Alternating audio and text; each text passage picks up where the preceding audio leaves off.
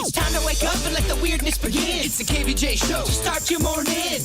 Kevin is the host, and his skin pigment is whiter than Casper the Ghost. Virginia sounds like this. Nickname Vicious Beast, so don't get her pissed. Jason talks like a spaz, and he loves to talk about Bigfoot and stats. So get ready, here we go. You're listening to 97.9 with the KVJ show. Okay, hello. Welcome to the KVJ show. Good morning, everybody. Good morning today. Good morning. Good morning. How's it going? It's going good. It's going good. Here we are at Thursday.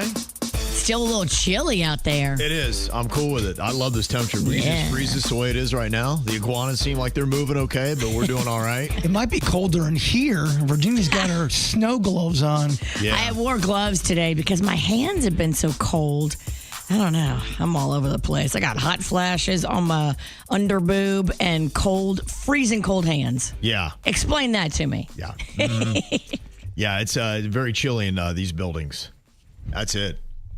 Yeah, I don't know why. It seems like as it gets colder outside, you typically warm it up a little bit more. I know a lot of times in August, buildings are freezing. I'm like, okay, I get that. You're overcompensating.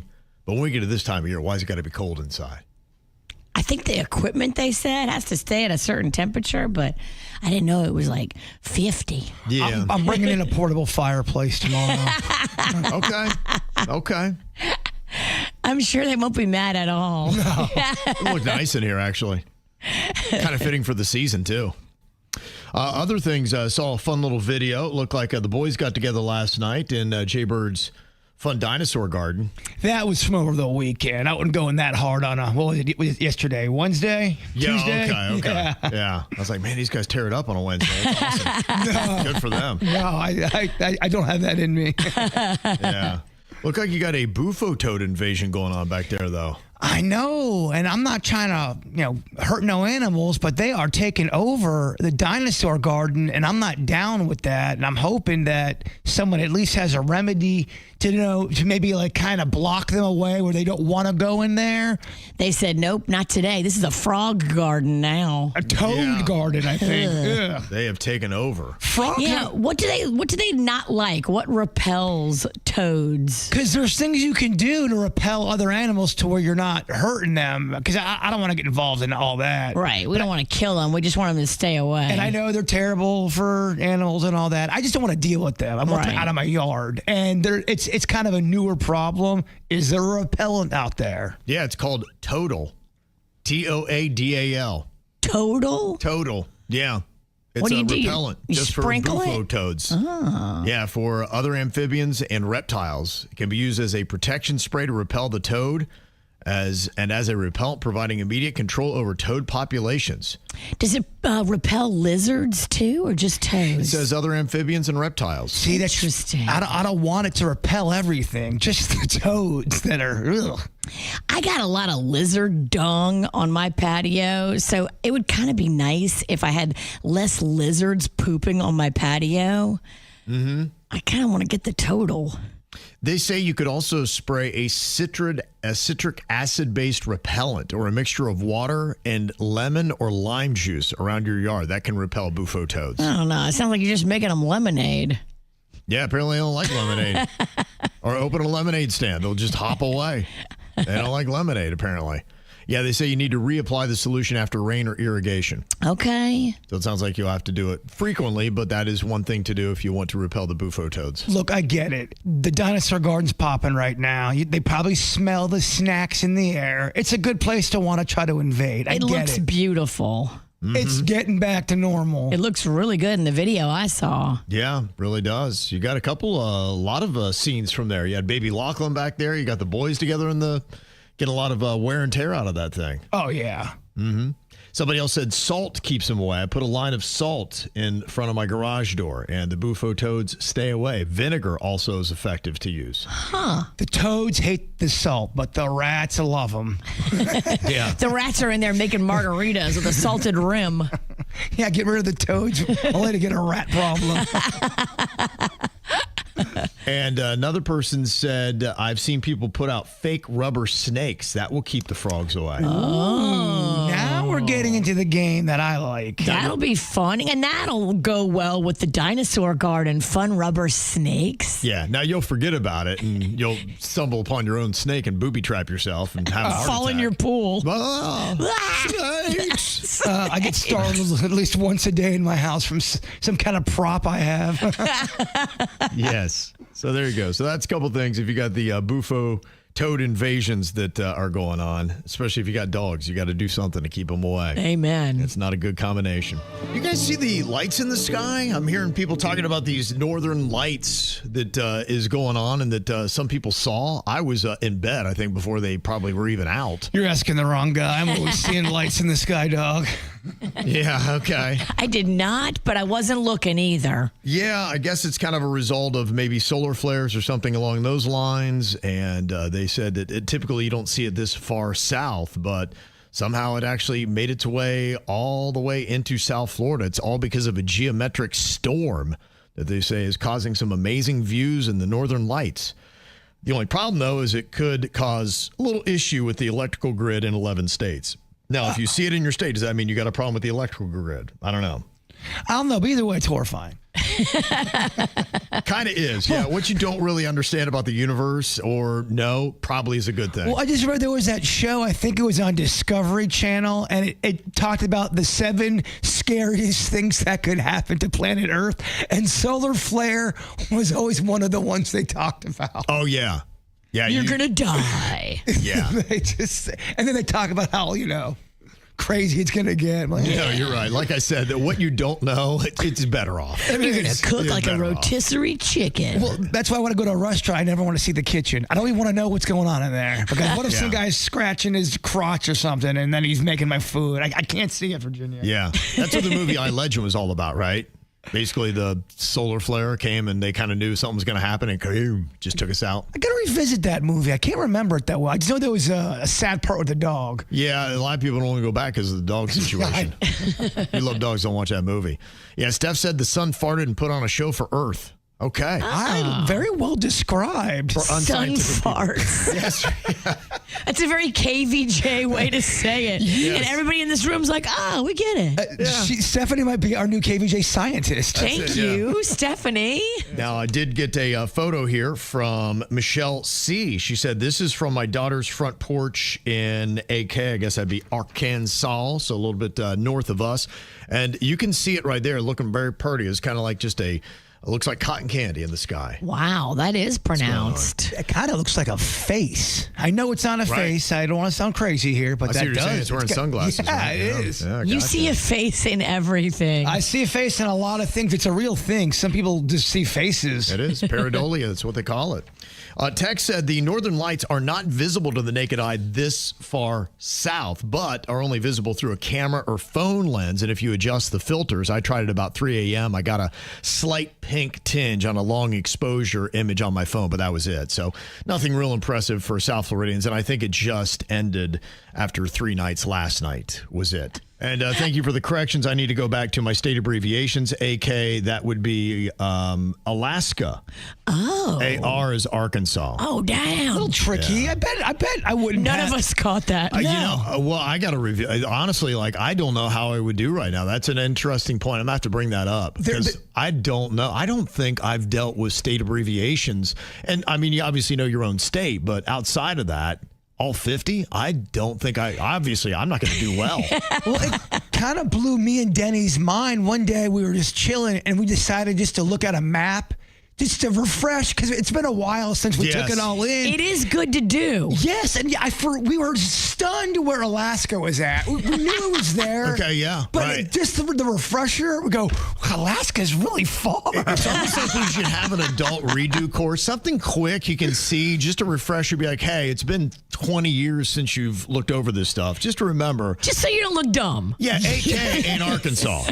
AK's Alaska, dog. And Alaska's far. It is far. That I know. A lot farther than Arkansas. We were stunned. I got the geography. I just don't have the abbreviation. So thank you for the correction. Okay, you can't miss one. I already missed. I'm out. I already blew it. AK is Alaska, not Arkansas, Kev. All right. Will you do us a favor? Yeah. Will you start with a few easy ones? Don't go hard right in the beginning and let us at least get a few right. Okay, yeah, absolutely. Okay, you miss one, you're out. Okay, going to start off here. CT, Virginia, is? Connecticut. Yes, it is. DE, Bird. Oh, boy. DE. It's got to be Delaware. It is, yep. Yes. HI, Virginia. Hawaii. Yes, it is. What about AL, Bird? AL. Alabama. Yes, it is. Absolutely. CO, Virginia. Colorado. Yes, it is. Very nice. MS, Bird. Mississippi. Mississippi. There you go. MO, Virginia. MO. Okay. M-O. Oh, M-O. I thought it was like M-O, like emo. The letter M. Can I work it out? It sounds like you are already. Okay, we got Montana. Okay. We also got Missouri. Missouri? I thought it was Missouri. Is it M-I? Are you a I'm going Montana. You're going to go Montana. Oh, damn it. Montana's MT. Oh. Okay. What's M-O? MO, Missouri. You were right. I talked you out of You it. talking me? Okay, can he get half my throat punch? I do. I'm the worst person to cheat off of at school. Jbird's the last man standing. NE is what, Bird? Only talking about Nevada. Nevada. Wait, NE? Nevada. Hold on. Wait. Hold on. I think we have to go back to the third grade. Nevada's NV. Is it NE? You got New Hampshire. You got New Jersey. NE. Yeah. We'll take those throat punches now. I'm sick of sounding stupid. Nebraska. Nebraska. Forgot about old Nebraska. Yeah, there's some tricky ones out there. It's easy to forget. I mean, have you been there? No. Has anybody been in Nebraska? It's got to be one of the lower level visited states, right? Nebraska? I would imagine.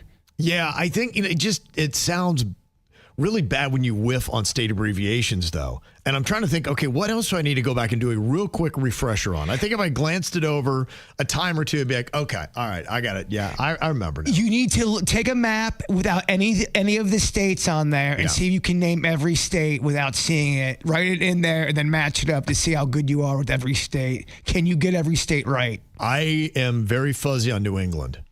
When you start talking about New Hampshire, Rhode Island, Vermont, Connecticut, all those. It's like a little vegetable soup up there. They're all on top of each other. They're all mixed together. And honestly, what are we doing? Why are y'all not one state? I mean, do y'all deserve to be your own? I mean, it's as big as Broward County.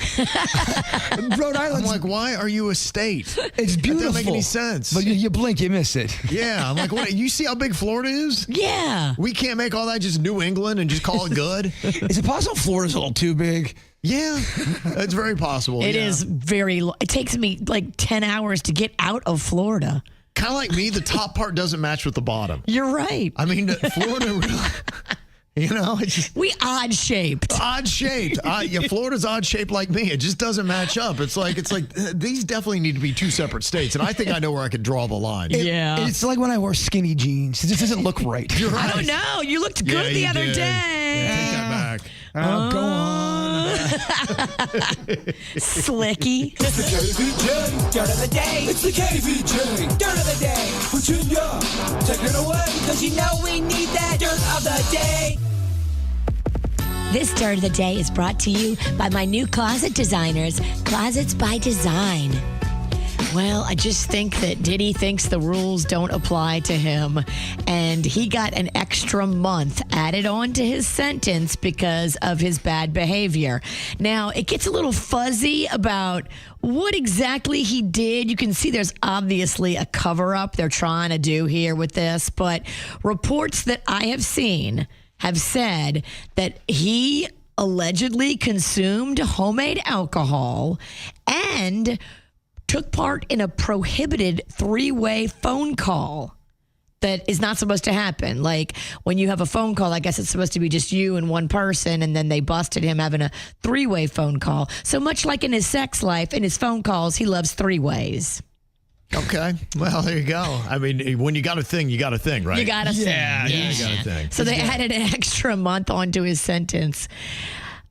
I would behave myself if I were you, because something tells me, like, if you keep doing bad things, they're going to add more time on, and maybe it'll be 2 months next time. But I guess he wasn't lying. I guess he is a bad boy for life. Can't shake it. Mm-hmm. Are we going to out try to Diddy joke each other? Oh, in other news, sad news, the Reverend Jesse Jackson has been hospitalized. He is managing a serious neurodegenerative condition. And according to his people, he is under medical observation for a bunch of different things that he has been battling. So his family says they do appreciate all the prayers that people are sending his way. And finally here, I love this. Tiffany Haddish is saying, I will not date a man unless he has a credit score above 700. He also has to have an EIN number and at least 5 employees that I want to sit down with and interview about the kind of leader he is. Because if he can't be responsible with his life and his business and his money, how's he going to be responsible with my heart? Okay. So they have to have an employer identification number? That means they have to have their own business. Okay. She doesn't want to date a scrub. All right. I don't blame her. She's got a lot of money to protect. Yeah. A scrub can milk you dry. Okay. And that's what's going on in your dirt. Okay, we got a makeup or a breakup here from this email. Your husband secretly gets a vasectomy, spoiling your plans to have a family, or so you think. Now, how did this all happen? It says in the email, for over a year, we have been trying to get pregnant. I've been tracking my cycle, taking vitamins. I've done everything right. And then I find a medical bills. I'm going through my husband's glove box in his car looking for his insurance. And tucked away in one of the envelopes is a receipt for a medical clinic where he'd gone 2 years ago to get a vasectomy. I said, what the heck is this? He panicked and said, look, I'm sorry. I just, we'd started to talk about having kids. I didn't know if that was really me, and I didn't want to lose you, but I thought if we just couldn't get pregnant, that the best of both worlds would happen. No kids. We'd stay okay. And now he's saying, I can't have it reversed if you want to, whatever you want to be happy. But I really kind of feel betrayed and manipulated, because if I hadn't found this receipt, he would have never told me. We would have continued going through all this work and the frustration. I'm taking vitamins. I'm doing everything for my body, try to get ready to do it.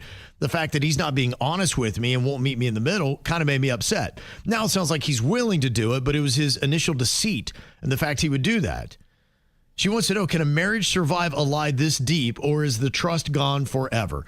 Well, only you can answer that, because I think that's something where it's in your own mind. You got to figure out if you can trust him and how egregious you think this whole thing is. But yeah, it's not a good sign. That's a breakup for me, dog. Have you guys actively been saying, okay, we're starting a family, and you said you're taking the vitamins, but like, have you guys been using no protection, trying to look at the month and where stuff happens? Yeah. And Sounds like they're doing everything. I can never trust you again as a person. I won't be able to lay with you. I know you're supposed to forgive. I'll forgive, but I will never forget. And that will be Wallace Pennington. I'm out. Yeah, this is too deceptive. If I'm over here taking vitamins and looking at the calendar and planning when we're getting frisky because we're trying to have a baby, and he had a vasectomy 2 years ago? Well, people just aren't honest. Just be honest and say, I don't want to have a baby. Instead of this lying game, have some balls and say what you really feel. Yeah, have some balls. Don't snip your balls. Exactly. It's true. It's true. Snip, snip. Mm-hmm. Well, and the fact that you were not forthcoming, you're letting me go through all this. I had to find this receipt that your dumbass left in your car. Yeah, and you're sloppy, so I'm embarrassed for you. Mm-hmm. Yeah, and that is rough. Look, I mean, if you cannot be honest on these kind of things, you're at the right place, because you clearly want to start a family. And the big question is, do you start a family with this guy? I mean, he better be great in every other way. He better be at least an 8 out of 10 in the looks department. He better be a 9 out of 10 in the money-making department. Yeah. And he better be so kind to you at all turns for you to be able to look past this. Well, I will tell you right now, 4% of the people don't think she should end this marriage. 4. And those 4 people are the ones that got a vasectomy, didn't tell their wives about it. What's the big deal, man? I don't see anything wrong with this. I think you're fine. Well, what makes it so sick is the fact that they're actively trying, and she's giving her heart out, thinking if there's a chance, and he knows there is no chance. That's psychotic, actually. Yeah, it's pretty messed up, and I think a lot of people agree on that, and trust really is everything. My girlfriend, who's a lawyer, said if you're married, doctors require wives to sign off on vasectomies. Her husband had to do it. Oh, really?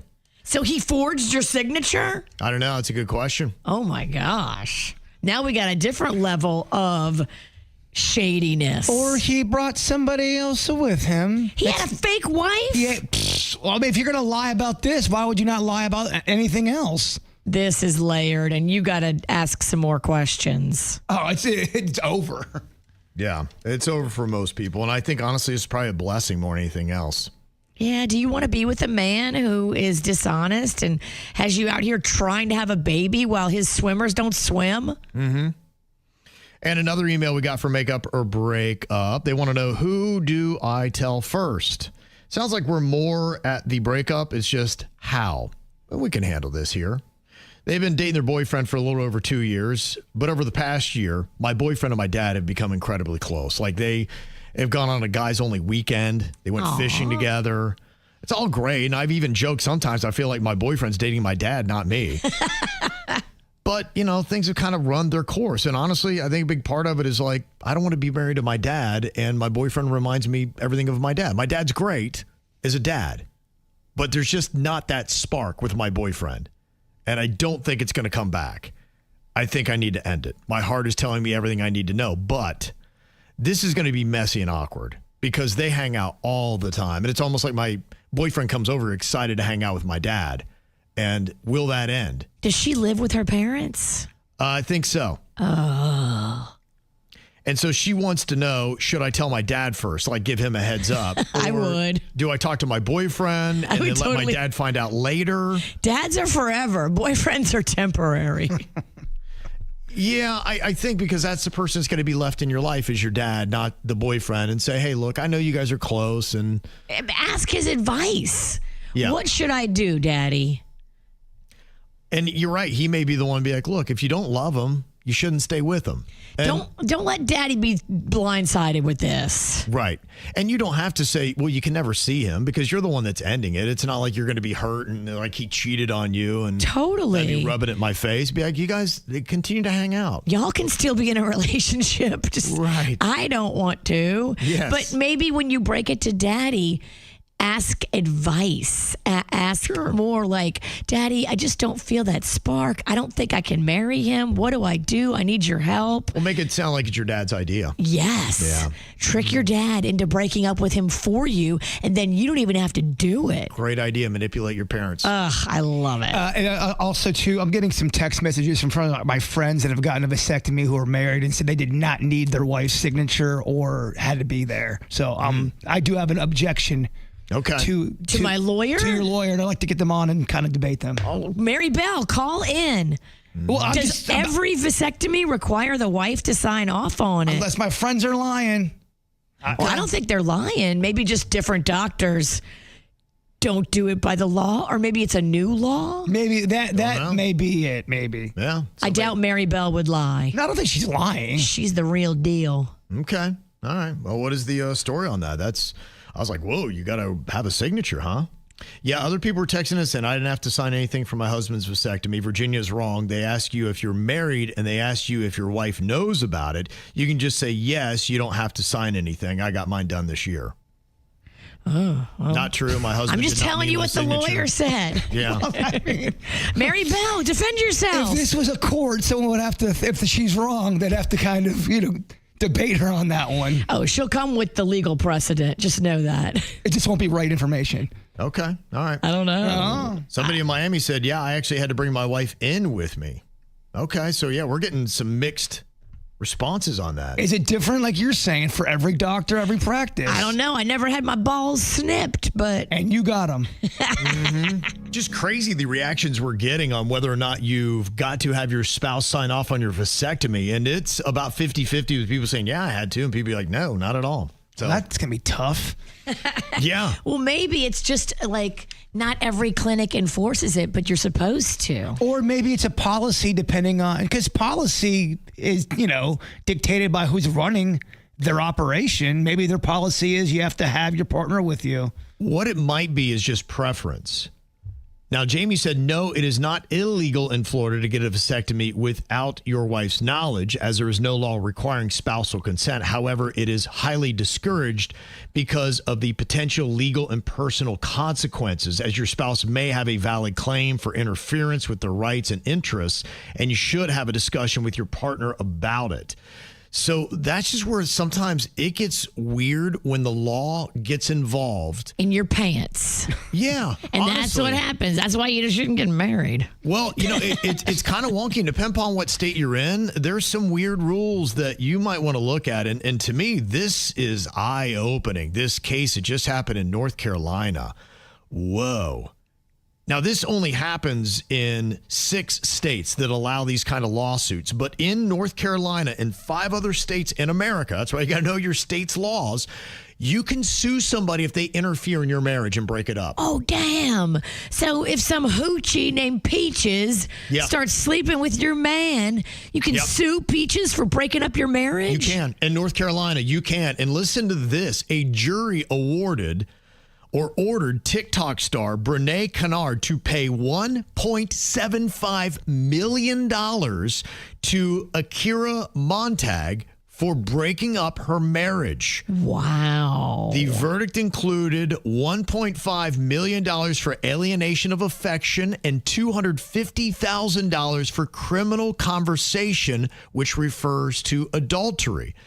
Now, the TikTok star Kennard, who has 3 million TikTok followers, represented herself, and she denied having sex with Timothy Montag during his marriage. She told jurors this was a marriage that had been falling apart for years.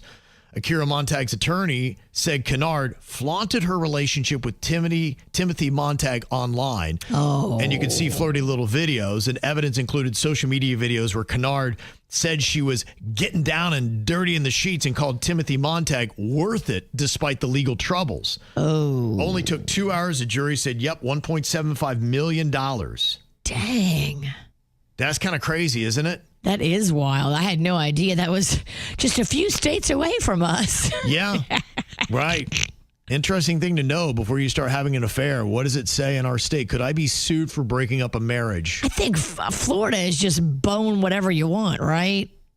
I don't know. Does it say that in our statute? I think it does. Can you ask your lawyer friend about that? Section 4, question A, level 3, bone whoever you want. I would love to see Virginia be a lawyer in court, and I kind of want to be like that side lawyer with her, so I can yell objection to her, but we're on the same team. If you got them, bone them. So what do you think? Should you be able to sue the person who stole your spouse? I mean, that gets really tricky because I've always said, you didn't marry that hoochie. She's not necessarily your problem. Your problem is him. Mm-hmm. You married him. And if he stepped out, he would have stepped out with anybody. It's a character flaw on his part. Right.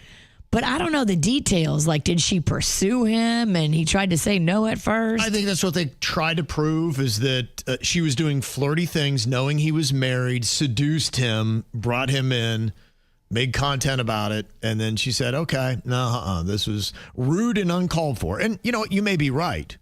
But is it worth her having to pay $1.75 million? It'd be interesting to see if they ever get paid. Did she stay with this man or are they divorced too? They didn't say anything on the story on that. They didn't do a follow-up saying they are still together or not. So that I don't know. Yeah, because you're right. Because if they're no longer together. She broke up a marriage and then it didn't last. And now she's on the hook for $1.75 million.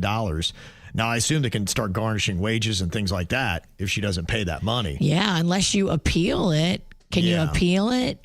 I don't know how that works. I assume you can. I don't know. It'll be interesting to see where this goes. And She defended herself, which they say you should never do. But Right. But if they feel that way in that state, and just asking here, our audience is all over the place, but I said, should you be able to sue the person who stole your spouse? 42% of people said, yes, you should. Wow. So they actually like this. It's almost a 60-40 type proposition that they think that, yeah, if somebody does that. Now, I am on the no category. I think that this is the state or the government just getting too involved in things they shouldn't. When you're talking about interpersonal relationships, I don't want the government involved in that kind of stuff. I don't like this. Look, I mean, all's fair in love and war, right? Right. And those kind of things just happen. I mean, what are we doing here? What are we doing? Now, Katie is on here from Palm Beach Gardens to help clear this up a bit. So is Florida one of the states where you could actually try to sue the person who stole your spouse here, Katie? Absolutely not.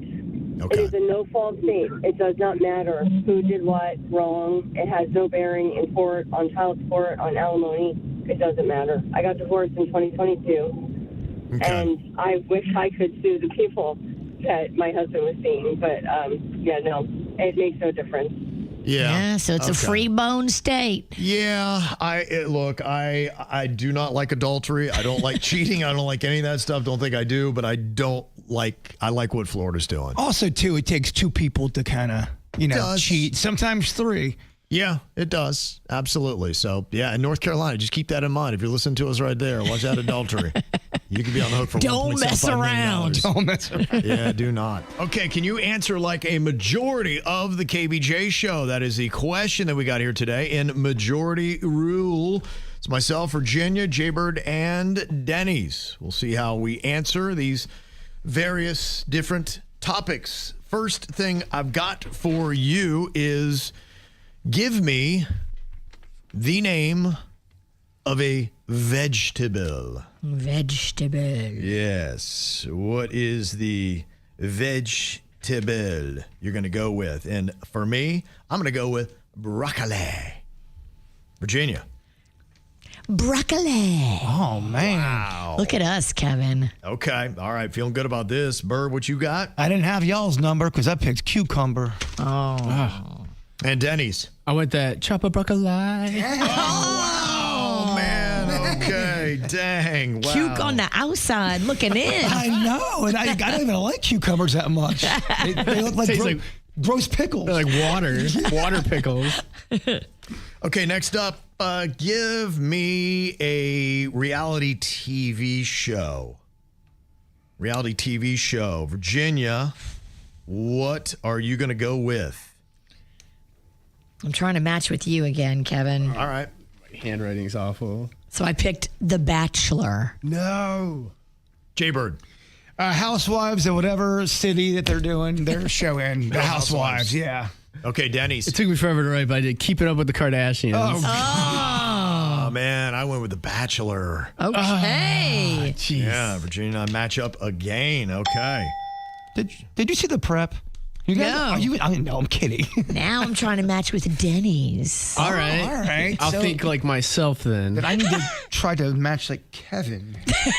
All right. I see your strategy. Name a green plant. No, I'm just kidding. I was going to say. Oh, Kevin, I was so excited. I was about to. This is a trick question, We right? got this one in the bag. You literally do have it in the bag. Yeah. Give me a day of the week. Day of the week. Give me a day of the week. Bird, what are you going with? Only talking about Thursday. Denny's. I was going best day. I went Friday. I was actually trying to think like the bird worked. Thursday. You went Thursday. Thursday. Bird's very much in the now.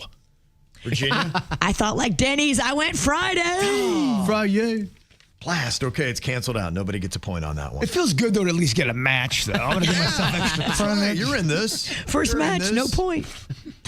Okay, next up, give me a country singer. Let's go with a Country singer. Yeah. I'm going to try to match with Virginia. Country singer. All right. Denny's, we'll start with you on this. What are you going to go with? I went with veggie roll. I went Garth Brooks. Virginia? Only talking about Garth Brooks. What? Jbird? Only talk about Travis Tritt. Oh, Virginia, I got another match. 10 foot tall and bulletproof. I thought you loved him. I do love him. She's gone. I didn't think that. I was trying to match with Denny. Denny's been singing a Travis Tritt song. I don't know if you knew that or not. She's gone. She's gone. Okay, Virginia, I have 3. Denny's has 1. Jbird 0. Oy, boy. Swing and a miss. Give me a rapper then.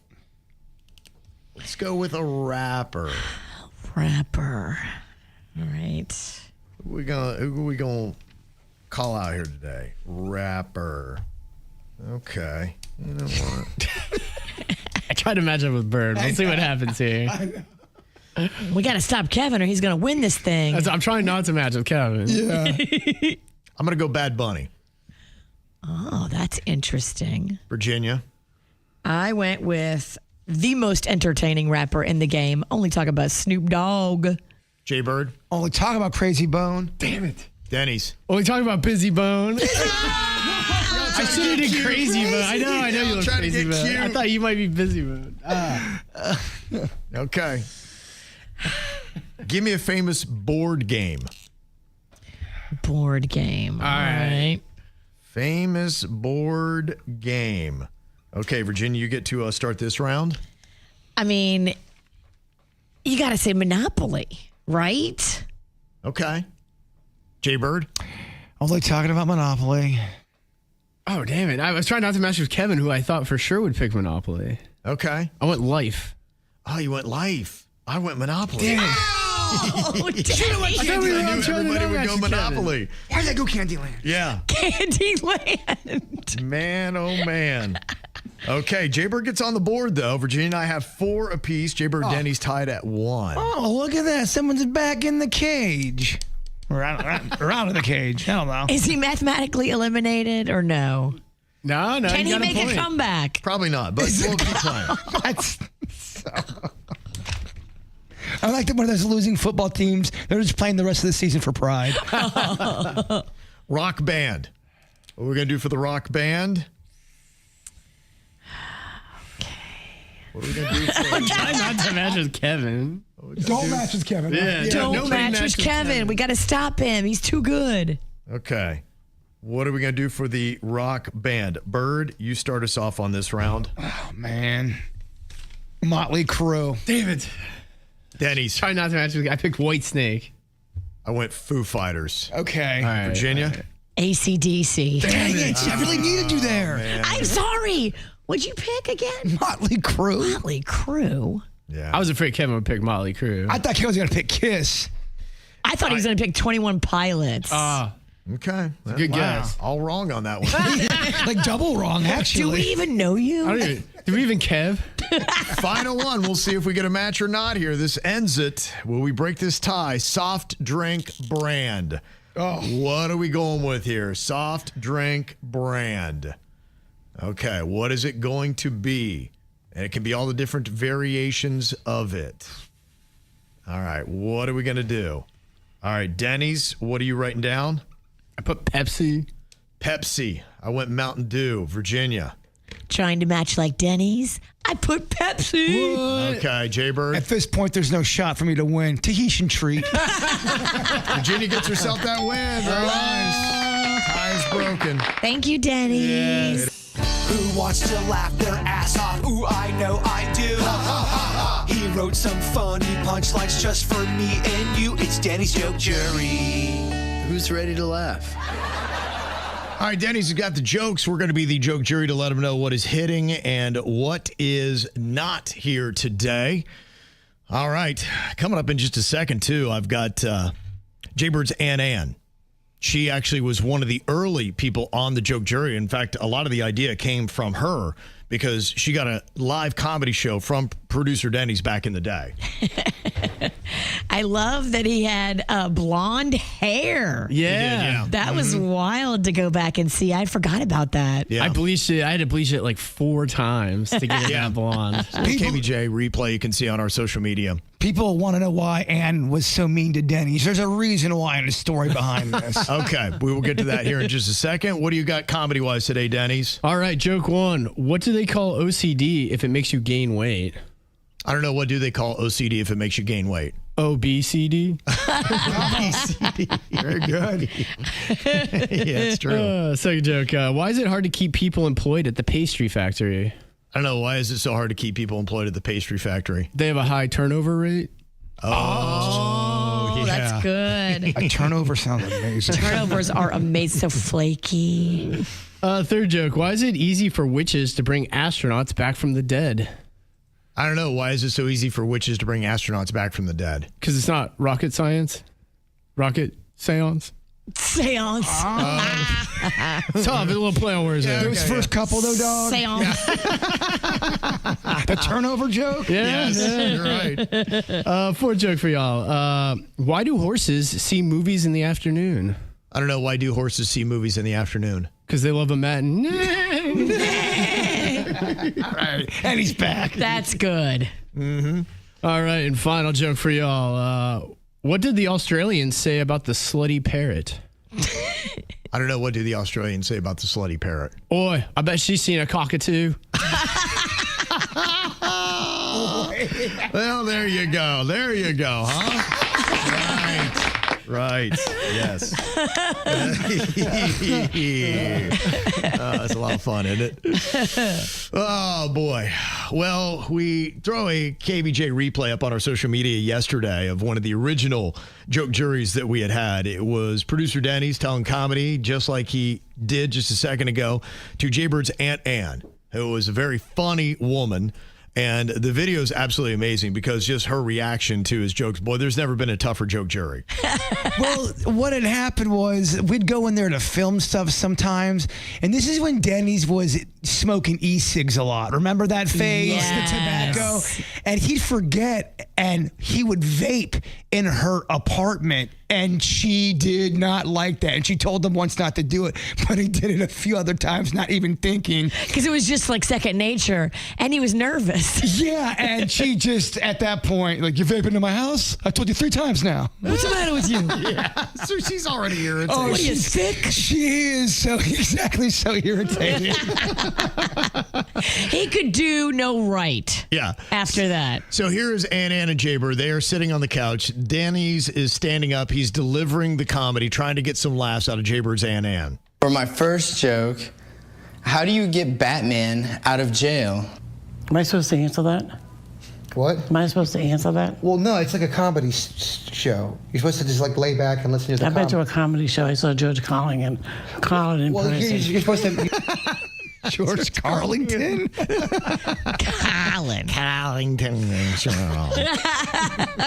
He's He's trying to make you laugh right now. I know, but he's not. Well, he hasn't even got the punchline yet. Okay, punch it. okay. Punch it. Something tells me he ain't getting no laughs. Probably not. He was getting them from me. How do you get Batman out of jail? You got to pay the Christian Bale. That makes no sense. All right. Why is the mime industry in the decline? I have no answer for that. That's stupid as... Boy, this is going great. Why is the mime industry in? I have no idea, Denny. Danny, take control of the audience here. Because they're afraid they're going to get kicked while they're clown. Just cool it. Go on to the next one. Please. Is it hot in here or just me? Yeah, well, the AC was turned up because you were hot. Or loud or something. I don't know. But just go on with them, please. Let's get this over with. This is agony. So you turned the AC off because it was probably too loud for the video. Yes. And he's complaining because now he's nervous. She's complaining because you're the one that turned the AC off. Well, it's and hot. now you're complaining about it. It's hot and there's e-cig going on. Now she's at a hot bar that she doesn't want to be at. And jokes that are not landing. This is agony. Well, we're going to go a little international here on the KBJ show. Inspired by Denny's Australian joke that he had in the joke jury just a little bit ago. Very good, too, by the way. Yeah, strong round. Yes. There are some interesting phrases that you might hear if you're in another country. Be like, well, wait a minute, what do they say? No, they are speaking their native language, but sometimes you can say something in another language and it almost sounds like it's English. Like if you're talking German and you want to tell somebody to have a good trip, this is what you would say to them. Guten Fahrt. Guten Fahrt. Gluten fart. Gluten. It sounds like gluten fart. Gluten fart. You probably had a gluten fart once or twice in your life. See, I can remember that. If you got the celiac, you going to have a gluten fart. Yeah. So if you're in German. You got down with them buttered buns, guess what? Gluten fart? I under gluten fart, but I don't. I understand gluten fart. I don't understand celiac. If you want to say final stop and you're speaking in Sweden, this is what you would say. Final stop. Slutstation. Slutstation. Almost sounds like slut station. Slutstation. Or That's what station your mom gets off the train at. Yeah. Slut station. I'm your Kevin's mom. Oh, damn. Sorry. Wrong room for that joke. Sorry, Kev. It's, It's good. You got to take it. It's there. And how about this one? If you're speaking Japanese and you wanted to say splashed on noodles, this is what you would say. Bukkake udon. Bukkake udon. Oh, that could be problematic. that's, yeah. Yeah. And boy, I got to tell you, this is another one too. In French, listen to this one. Now, this is kind of a tricky word here. I don't know why or when you would possibly say this, but if you want to say like a seal pushed me yesterday, I don't know that you would, but like I said, if you were trying to do that, a seal pushed me yesterday, and to be safe, I don't even know if we can say it, but it would sound like this. Un m'a poussé hier. I don't even know if we can play that, dog. It's spelled Phoque, but when you say it in English, you know, it can be a really bad word. Wow, that's naughty. And the other one, if you're doing pushed, that is the Pousse. That's making me nervous. Oh, yeah. It should. You'd be going, wait a minute, what's going on? So if you're walking around in Paris, you might hear some interesting phrases, or other places as well. You might think you're getting lucky. That's right. And again, does anybody remember, how do you say have a good trip if you're in Germany? Gluten farts. Gluten farts. Yes. Guten Fahrt. See, there you go. We've learned something, haven't Yay. we? The always educational KBJ show. Ow! There's a lot of dumbass criminals to talk about, baby. It's the whacked out news. People breaking the law. Ha ha, fighting in the nude. Ha, drunk people pooping in the street. Ha ha, it's the whacked out news. So many people on meth. Ow! Well, as they opened the government back up yesterday afternoon, they had something new to start fighting about. The Democrats had released some emails from 2011 and 2019 showing that Jeffrey Epstein had mentioned Donald Trump. One of the emails said, quote, that he knew about the girls. But here's the thing with everything we get, you don't really necessarily know what that means. Now, one email claimed that Trump spent, quote, hours at Jeffrey Epstein's home with a redacted victim that they later identified as Virginia Giuffre, the girl that was from Royal Palm Beach. Now, she's the one that committed suicide earlier this year. So we can't ask her. Well, she had long said, though, that Trump never harmed or acted inappropriately toward her. So She was saying names, so I believe her. yeah, she described him as friendly when she met him once while working at Mar-a-Lago. And so she didn't say anything about hanging out with him at Epstein's place or anything like that with what she had said. Now, other Epstein staff also said they saw no misconduct by Donald Trump. The White House is now accusing the Democrats, of course, of selectively leaking documents to smear him, and the Republicans are countering as their own thing as they do and fight back and forth. They said that Trump has said that he had banned Jeffrey Epstein from Mar-a-Lago years ago for recruiting his employees. Virginia Giuffre was one of them, that he said, look, I told you once, don't do it. And he did it again. He said, boom, got booted. And then, obviously Ghislaine Maxwell and her new little work camp that she's enjoying things and getting her catered meals and all those kind of things. People are just like, okay. There's just so much stuff of power and politics and all that stuff swimming around with this that, it's out there. I don't know what it means. They did swear in a new congresswoman who is apparently going to be the deciding vote, where the House will say, yes, let's release everything from the Epstein files. But apparently it will then head to the Senate, where it will get shut down. So a lot of people, that's just how it works. I mean, honestly, it's just, it's one step forward, two steps back. So you get these kind of things. They're like going, see, told you so. But, I don't think it's going to go anywhere. It makes you ask more questions. It makes you want more stuff. But, until they release everything, which it really seems like a majority of people and on both aisles, both sides of this seems to be the one thing. It's like, just release everything and let everybody decide. Like what you guys are doing, you're weaponizing this case, and it's more insulting to the victims. Just get it all out there and let's sort through it. I don't know. They're hiding something, Kev. Yeah. Somebody's hiding something. What's the woman's name? Ghislaine Maxwell. Yeah. She's like, is my Uber Eats here yet? How'd she get DoorDash in prison? She's getting right to the cell. Damn. Now, the emails are among 23,000 documents turned over by his estate to Congress, and the House is going to be voting next week on the resolution demanding the Department of Justice release the Epstein files. Like I said, they'll get that vote. It'll go forward.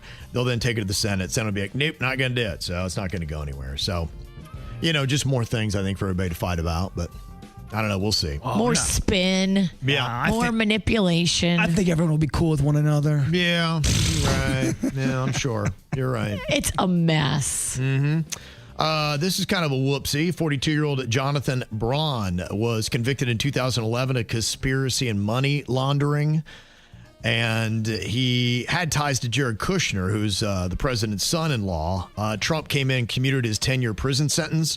But now, apparently, he's headed back to prison after what federal prosecutors described as a series of threatening and violent acts. So maybe he couldn't keep it clean. Maybe a guy we shouldn't have pardoned. If you get a pardon, you better be on your best behavior. Nope, couldn't do it. Couldn't do it. He's going back. I would hope that we do not pardon him again. Can you? I don't know. How I feel about these presidential pardons. I'm not a big fan of them because we don't like them. It's not what you do. No. It's not what you do. We don't like when Biden did them, and we don't like when Trump does them. Right. We don't think it's fair that people that have been convicted are now just given a get-out-of-jail-free card. What is this? Yeah, that's Kevin, not justice. You don't even like it when a turkey gets pardoned. You're right. I told you that. Kill the damn thing. Thanksgiving's coming. That's it. Daddy's hungry. Not a fan of that. The penny's not going to get made anymore. You guys bummed out? No, I don't think it matters. Does it matter? The penny? It was costing 4 cents to make 1 penny, and they were like, this is stupid. The only cool thing about the pennies, we're just looking at the year, going, wow, 1928. So if you have a bunch of old pennies, they're going to go up in value because if there's no more pennies being made, right? Yeah, maybe. Could You're you a get a coin collector. Yeah. That's a good question. You're right. If they're not getting made anymore and they're old-timey and they're in good condition, there's going to be a market for that. What is the most valuable penny out there? Like, what year should you be looking through if you have a big coin stash? 1943, and it's a penny that was made in only one state, the state of Maine. Wow. Am I close? I'm not sure I buy any of this. He sounded like he knew what he was talking It about. was good. His delivery was great, but I was like, no, damn. no, Because Rocco was gifted by our very, very elderly neighbor quite a few years ago that doesn't live there anymore. This big thing of pennies. And I always look at it and go, I should probably go through that. That's such an old person kind of thing. They love giving kids pennies. They did, because in their day, it had value. Right, Yeah, yeah. especially if they grew up in the Great Depression. That old coot would be so sad to hear that we just got rid of the penny. Yeah. The only thing I've heard that's kind of negative against it is, let's say that businesses have something that is $3.51. And you need that penny. And we don't have pennies anymore. So what they're going to do is just round up to the nearest nickel. So in a sense, 4 cents more here, 4 cents more there, 4 cents more there. It all They're adds not going to up. round it down, yeah. So how much does that actually mean in added expenses that you'll have to pay? There was always that fun thing. Find a penny, pick it up. All damn day, you'll have great luck. How'd that work out? You're Not right. good for the penny. Not good for the He's penny. done. And I don't think I could bend down and grab a penny. Yeah. Well, this is kind of an odd thing. A guy in Canada took a city bus on a joyride. Passengers were on board. Oh, no. I don't like the fact that passengers were on it. But up until that point, it sounds cool. Here's the crazy thing. He just drove the route. He was letting passengers in and out. He just did the job of the bus driver. And one official said, yeah, I mean, there's no mark on it. He actually did a really good job.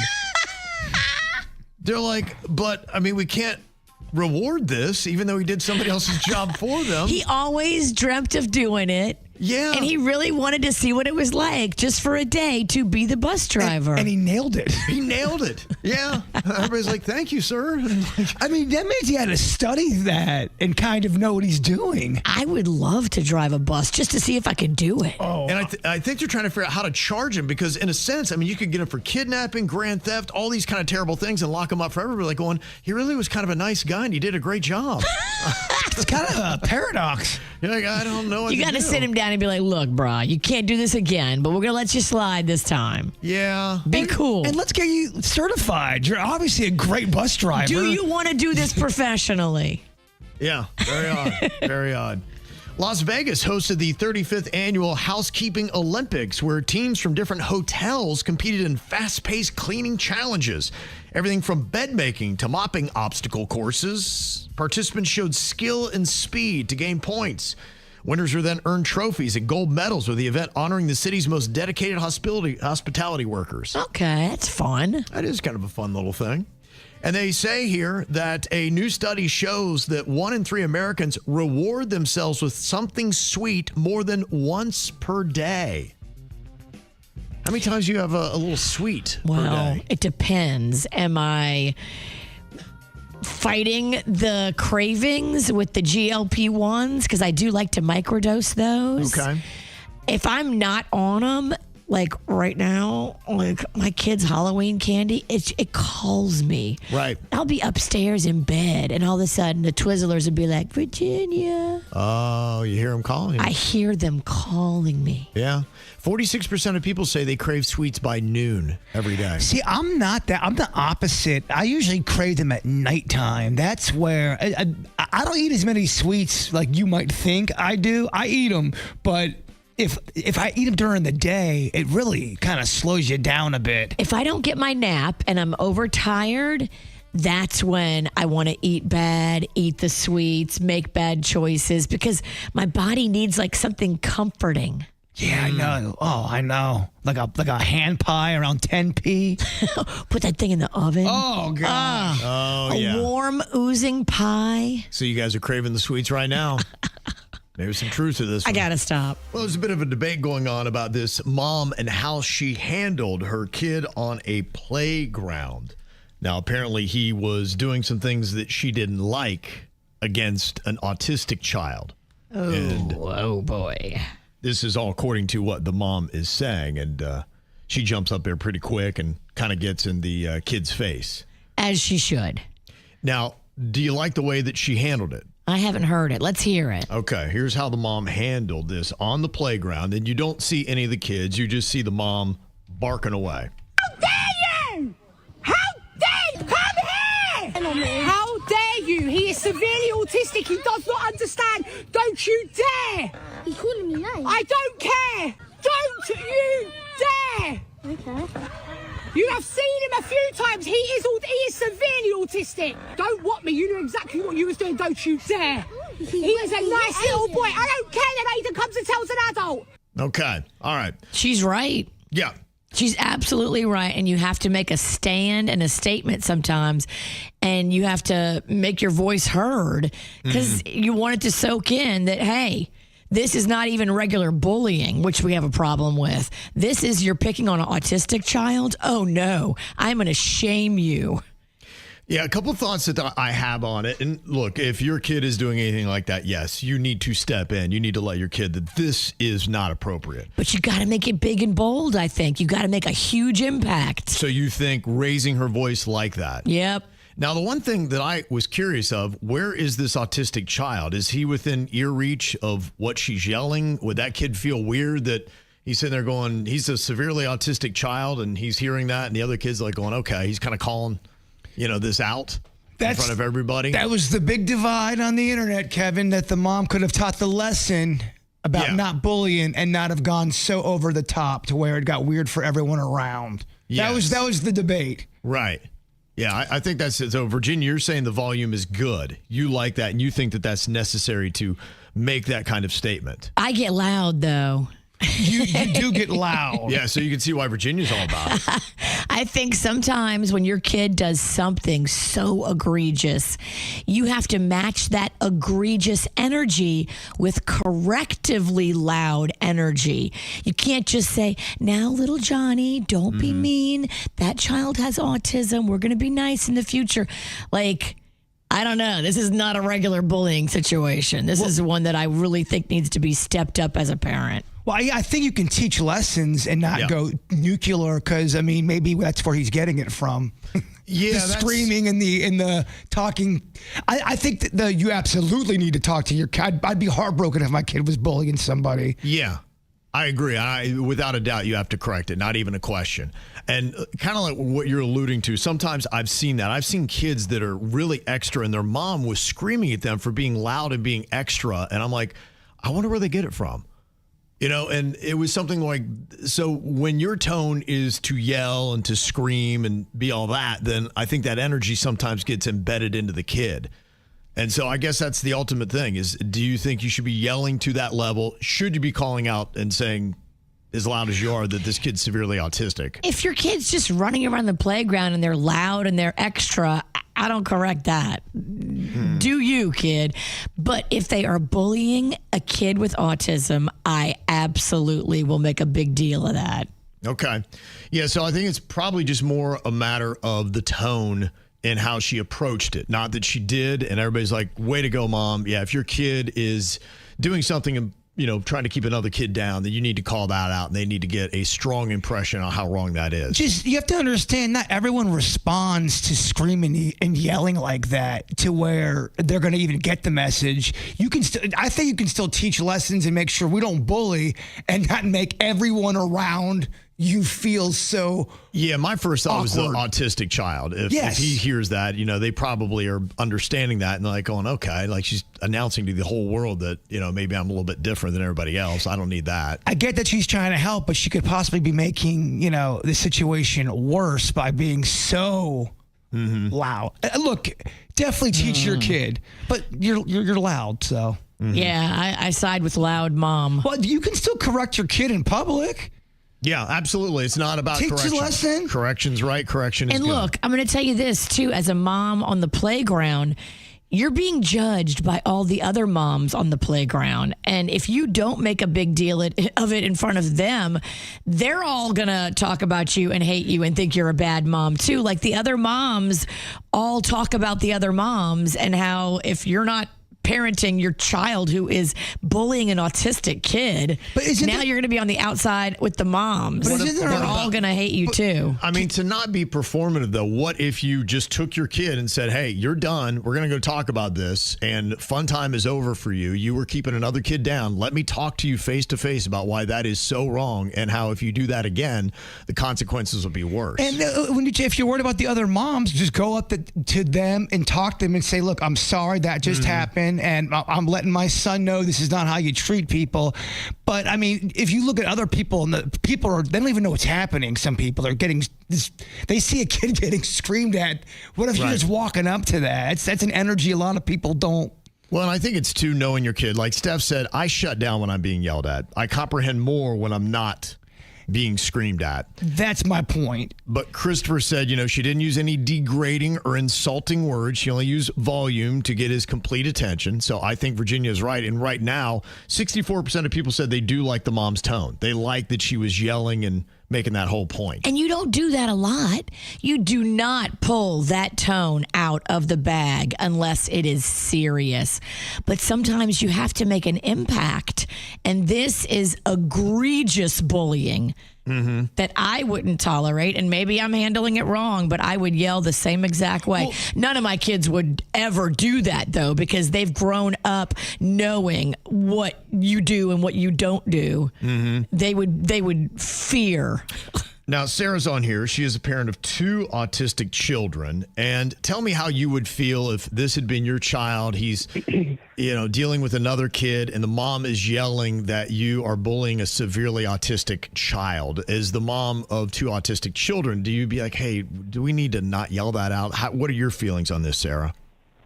Good morning, first of all. Happy Thursday. As a mom to 2 children that are now 10 and 11, so I've been in the special needs world, for a while. I'm also someone who went to school to be a teacher. I work with kids on the daily. And there are times, yes, where you need to get on the level with the child and try to talk to them and have a conversation. Now, I've also been in the predicament where I've seen not only hellacious bullying on a playground or at a water park, I've seen my own children be called out for not only being different or acting different. And it's hard, right? Because we're already productive parents and we don't want to scream at a child, but we don't know what happened prior to that. Let's say the child is already being told, hey, let's not mock his stimming or let's not mock what he's doing. And then sometimes you have to, if their parent is not going to step in, you sometimes unfortunately have to discipline your parent. And I know there's been times where I've gotten loud where I didn't mean to, but you're just so frustrated with the lack of parenting on the bully side. And just the fact that there's not an acceptance in 2025, there's so many differences that we just need to accept. And I feel like as a child, at least I was taught, instead of mocking or being different, maybe we just talk to them like they're a normal child or a normal person, or if you don't have anything nice to say, just go play about your business. And I think there's ways you could handle it. Now, if it was myself and my husband on a playground, he would probably be the first to get a little loud, and then I tend to be a little more quiet, and then I get a little more loud. So I think it's just going to depend on the situation. Yeah. But I have personally gotten loud with adults that have come after my children. So sure. Yeah. Unfortunately, they learn it from somewhere, and you just have to, vet every situation. But I'm going to side with the mom on this one because there are times where you have to just grasp their attention. Yeah. And it's such a big infraction to bully someone that is autistic. It is such a big infraction. Especially if they're that severe and nonverbal. I mean, you're literally just picking on someone that has no way to defend themselves. Get a life. No, right, exactly. I heard the kid trying to justify it by saying, well, he had called me names. It doesn't matter. Sure. They're on a different level. So sorry, but my kids do something called vocal stimming, and they don't necessarily have what we would consider typical communication skills, right? But they're siblings, and my son, who's 10, he probably speaks more on a 6-year-old level, but my daughter and him will act out videos, and some of those videos have curse words, and they'll say things. Maybe he wasn't directing it towards the child. Did he come up to you and look at you and call you a name? Probably not. Yeah. But even if he did, then maybe go talk to his parent. It doesn't justify bullying. Yeah, without a doubt, this is definitely a teaching moment. And I think, look, if you're not letting your kid bully, good for you. I think you're doing the right thing. And the next part is about tone, and that is about the parent and about the child and what you're comfortable with. I hate to tell anybody how to parent their kid, and I think everybody's a little bit different, the kids and the parents. And so this mom obviously likes to yell. I imagine her kid, when he gets older, will probably be a yeller as well, would be my guess. Maybe she never yells at him, but this moment she did. Okay. That's possible too. Okay. Yeah. Don't think it ever happens other than that time. I mean, call Rocco. Ask him if I yell at him all the time. I don't. But if we were in the playground situation and he was abusing a kid with autism, he would see the devil come out of me. Yeah, sure. Yeah, now I would think you probably shut down playtime right away. Be like, all right. Oh my gosh, we are apologizing and we're going to the parents and we're saying how sorry we are, and then we're going to go sit in the car and then we're grounded for a week, and then, there's going to be severe ramifications. Yeah, absolutely. Well, bullying's always happened. It probably always will happen. As a parent, you yourself just need to try to be aware of how it's going down and do what you can to protect your kid, and also make sure your kid is not the perpetrator in such instances. We just heard the very vocal mom a second ago shutting her kid down that she said was bullying a severely autistic kid on the playground.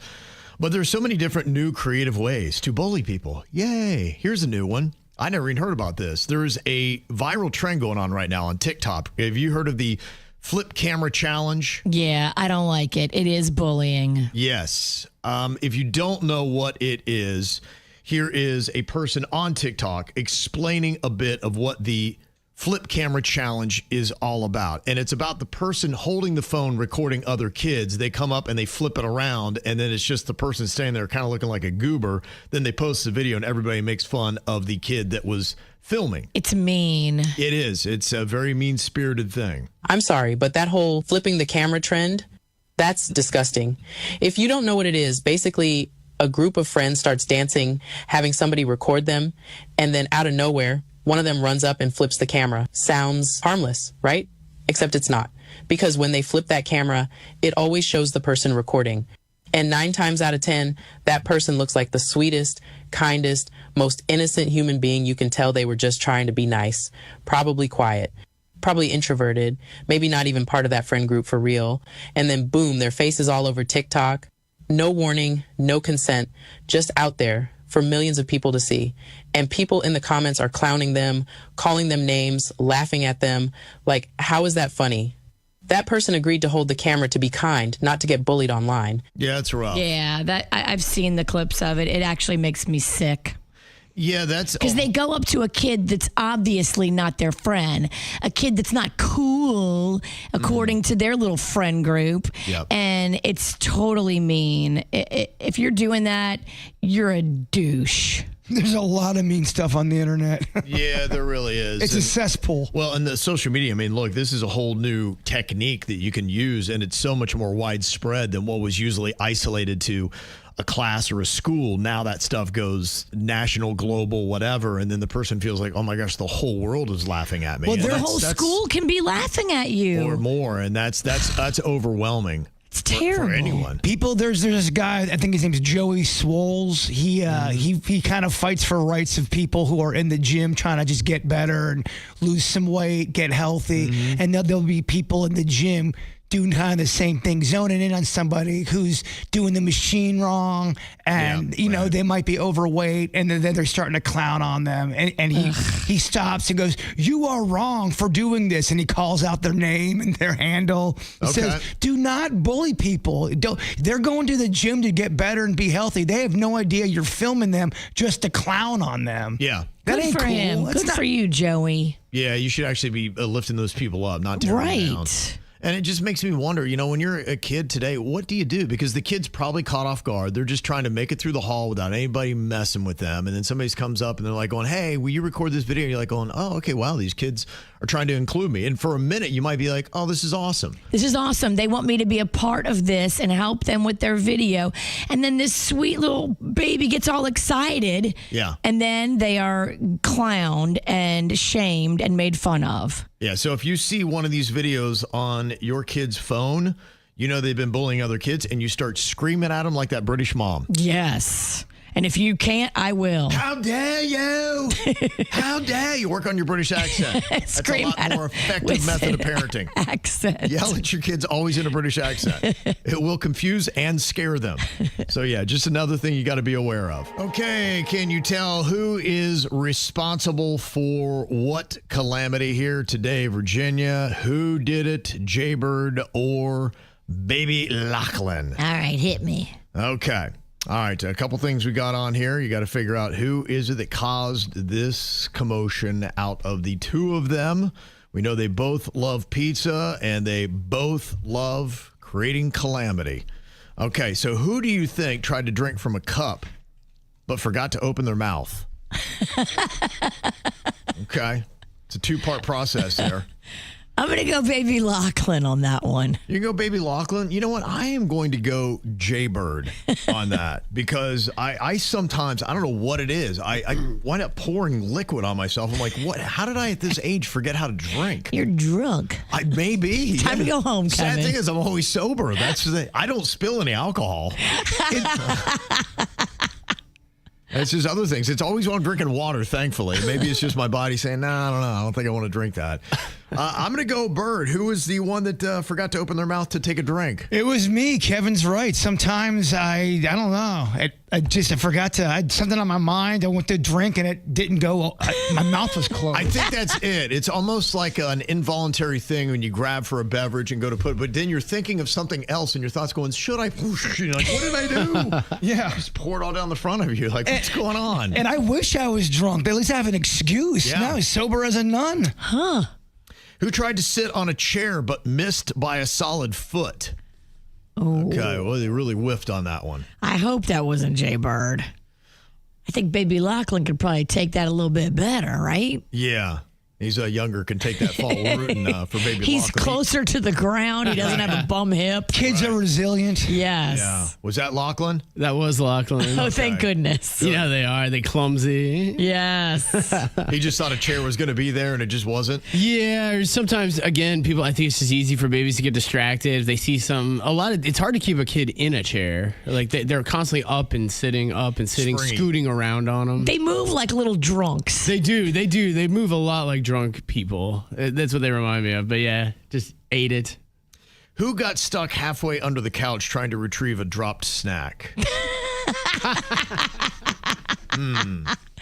Oh my gosh, this is hard. Yeah. That could be either. Oh my gosh, that really could be either, Kevin. I'll go back to Bird on that just because of his pure determination to get to the snack. All right, I'll make it interesting. I'll go Lochlan. Yeah, it's the Bird. Yeah, okay. Yeah. What was the snack? A bag of combos, and they fell through I had just opened them and they still were intact because I could see them, but I couldn't really get to them. And you know how I feel about my current couch. We know about how you feel about combos too. Yeah, I fought through a lot to get back to those combos. What flavor were they? Pizza. Of course. It all comes back. By the way, one of the best road trip snacks in my opinion. The combo? Yeah, yes, I think it's very good. I wish they had like just a bag of the cheese. Just the cheese. Just the cheese. So I can do my own proportionate mix. Because I think they put too much pretzel, too much cracker, not enough cheese. I'd agree with that. Preach. Yeah. Who walked into a screen door like it was an invisible force field? Oh my gosh, I've done that. I mean, that could be anybody. I've done that too. I've walked into a glass. I was at a party and I made a joke and I went to jump out onto the porch and the glass was closed. It was pretty rough. Dunk. I'll go Lochlan on that one. Jump out. Did Lochlan walk into the screen door? Do you think Virginia or do you think it was Bird? I hope it was Lochlan, not Bird, because I feel like he would destroy the screen. Lochlan might bounce off of it. Ping. It was Bird. Wow. I have two kind of sliding glass doors, and one I never use. And I was doing something in the backyard, and I was using that one, and again, not paying attention, and just kind of walked right through that thing like a bear. And yeah, I need to replace it. It needs help. It does need help, much like me. Screens ain't cheap, bruh. No, I know they're not. And who was it that got startled by a cardboard cutout at a store and then apologized to it? I'm so sorry. My bad. That sounds like Jbird. I'll go Bird on that one. Yes, I agree. That's actually Lochlan. What? Yeah. He's very polite. He's a very polite good. baby. So he Good. always apologizes and says thank you and stuff. He does. But he is nonstop talking now. It's just nonstop babbling. I guess baby babble. It'll just be like blah blah blah blah blah blah blah dad blah blah blah blah. He's just like every now and then you'll hear a word you recognize. He got a lot to say. He does. He knows how to say pizza, though. That's for darn sure. He does. That we finally. I mean.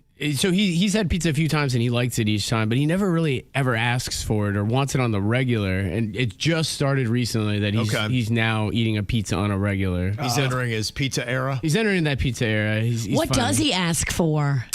Gosh, he only wants chicken nuggets or chicken tenders or tendies or whatever and meatballs. That's it. Okay. The only two things he ever wants. He's a protein man. He's a protein man. You cannot get a vegetable in that kid. He's on that meat diet. Yeah, we cheat. We have to, anything you want him to eat with vegetables, you have to buy those things that come with like the vegetables infused or whatever. You know, the chicken tenders are a veggie infused crust or whatever. So he Gotcha. gets a portion of vegetables with his chicken. That's the only way to do it. Does he eat pasta at all? No. See, you think mac and cheese would be such a winner, but he will not eat mac and cheese. We'll get him there. If you got a kid that is in athletics and they do it at the highest levels, talking about travel and all that stuff, oh my goodness. It will take all your time and most of your money. It's pretty crazy just what you can do when you get sucked into those kind of things. I remember when my daughter was doing the softball. That was it. Every weekend we were in a different town and traveling all over the place and staying in bunk little motels. Oof. It was rough. That's a lot. Yeah. And then during the week, every night, you were working at your craft for a good 2+ hours. You're doing private lessons, all this kind of stuff. And then, of course, you got to have the best glove and bat and all that kind of stuff, equipment, everything else. I used to do that. That was part of my job, was doing private lessons. And boy, oh boy, parents. Yeah, it's crazy. And then, with everything else that goes into it, you got camps that you can go to then in the summertime. It doesn't end. I remember, I think at one point, I looked at the calendar, we had maybe 3 weekends off an entire year. Wow. It was like 48 weekends of softball. I was like, yeah, I remember. It was pretty exhausting for you. I don't know if I could commit to anything that was that. Look, I'm Not glad anymore. I'm glad we did it. I'm glad it was for a season. Because I know some people that have been in the mix for a while, depending upon what the ages of your kids are, it could be 10, 15 years of your life. Well, even as a player, I mean, I played American Legion baseball back in the day in the summertime, and there would be times where you'd play a Friday night game, a doubleheader on Saturday, and then a doubleheader on Sunday. Yeah. And you were just, I mean, even as a teenager, you were exhausted and burned out by the middle of the season. That's a lot. It's so much. Do they still do that? No, I don't. They can. I mean, I remember one of our tournaments, we played, it was on Sunday. We played Friday, we played Saturday. We played 5 games on Sunday, and it got so bad at the end, our girls couldn't even move, and so we just had to make it a fun game. As the championship, we knew we couldn't beat them, and they were just we're like, just let them have fun. And we swapped girls on each team. We're like, you guys get the win. Like, our girls were so gassed they couldn't even play.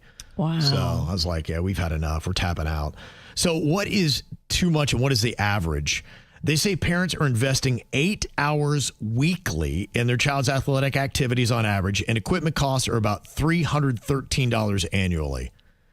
If you've been in the highest levels of this kind of stuff, that's very low. A bat alone could cost you that. Wow. Just getting that. And then your lessons, depending upon who you go to and whatever, I think it was like 30. I think it was like $1 a minute.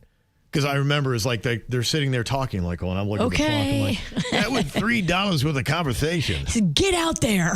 Yeah, y'all talked about nothing softball related for 3 minutes. I never had good equipment. My first year or two, I think I wore blue jeans, 4 baseball pants, which was very embarrassing. Well, look, honestly, I would argue that after being through it, I don't really necessarily think it's the equipment. In fact, you look, one thing is, if you look at baseball, you'll have players that come up through the Dominican Republic and stuff like that just dominate Major League Baseball. And I've heard some interviews with some of them, and they're talking about, we had sticks and rocks. We had like crates. We were just getting whatever we could. We did not have all this fancy equipment that we have now. And we learned the sport. We're fine. If you can make it happen with a stick and a rock and then come to Major League Baseball, that's a great story. If you can catch a rock, you can catch a ball. Yeah, they were just saying, a lot of times y'all Americans get all hung up on, they got to have this kind of bat, they got to have this kind of glove, you got to have this kind of baseball. It's like, no. We're stupid. We always had at least one guy who was on the team who had the best equipment, had the best batting gloves, had the best everything, and he was the worst player on the team. Worst attitude. Right. It wasn't good. Somehow got on there because I think Dad, gave money to the team. But always had the best equipment, but couldn't hit, water if he fell out of a boat. Yeah. Well, and this is a lot of what drives it. And the one thing I realized as we got into the journey, because a lot of parents were chasing the scholarship, and they would justify their expenditure saying, yeah, but if my daughter gets that scholarship, which she will, this will pay for itself. And then I realized, no, it's not. Like, if you really were about getting your daughter to college, invest that in a college account and you'll tenfold pay for it. So don't use that as an excuse. The reason why you have her in sports, socialization, learning discipline, and sports are fantastic. Let's be honest, a little bit of the glory days. Well, you didn't do that great in sports, so now Daddy wants to live vicariously through his kids. And that's one of the main reasons why I quit doing baseball stuff, because of that reason right there. They say 17% of parents believe their child will play this sport professionally. Oh, yeah. I remember this guy. He comes up, so do you think my son's got a shot of playing Division I baseball, going pros? I go, I don't know, dog. He's 7. Yeah. Right now, I just saw him eat a bug. Yeah. He's in the outfield, not really paying attention. He is talking to his glove right now. Yeah.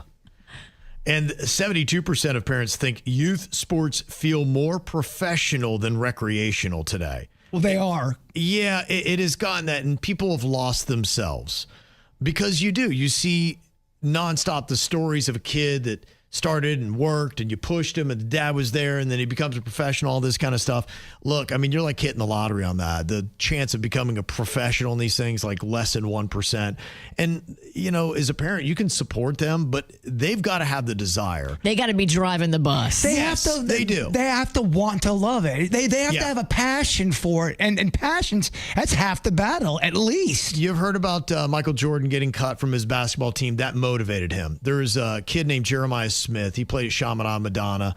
He's arguably the best player in college football. He goes to Ohio State now and probably the best receiver.